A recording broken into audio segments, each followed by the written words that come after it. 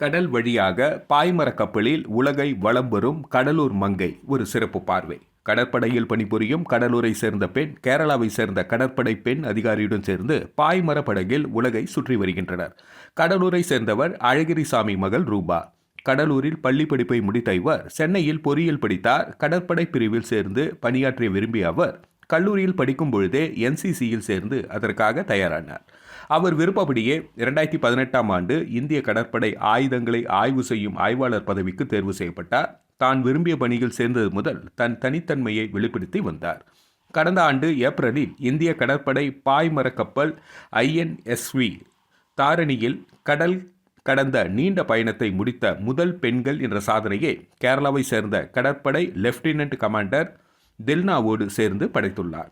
தன் சாதனையை தொடர்ந்து தில்னாவோடு சேர்ந்து கடல் வழியாக உலகை சுற்றி வரும் பயணத்திற்கு தேர்வாகினார். கடந்த 2024 அக்டோபர் முதல் இருவரும் பயிற்சி மேற்கொண்டனர். கடலில் அடிக்கடி பல ஆயிரம் கிலோமீட்டர் செயிலிங் சென்று வரும் இவர்கள் கடல் வழியாக உலகை சுற்றி வந்த சாதனை படைக்க வேண்டும் என எண்ணிய இவர்களுக்கு காலம் வாய்ப்பு வழங்கியது. அதற்கான உடற்திறன் தேர்வு, மன உறுதி தேர்வு போன்றவற்றில் தேர்ச்சி பெற்றனர்.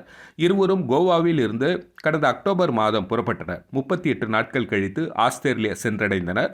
தொடர்ந்து 24 நாட்கள் கழித்து நியூசிலாந்திற்கும், பாக்லாந்து தீவுகள், தென் ஆப்பிரிக்கா, அணுக இயலாத பெருங்கடல் துருவம், பாயிண்ட் நெமோ ஆகிய இடங்கள் உட்பட 21,600 நாட்டிகள் மைல் சுற்றி மீண்டும் கோவாவிற்கு வரும் மே மாதம் திரும்புகின்றனர். சாதனை படைக்கும் கடலூர் மங்கை ரூபாவுக்கு பாராட்டு குவிந்து வருகிறது.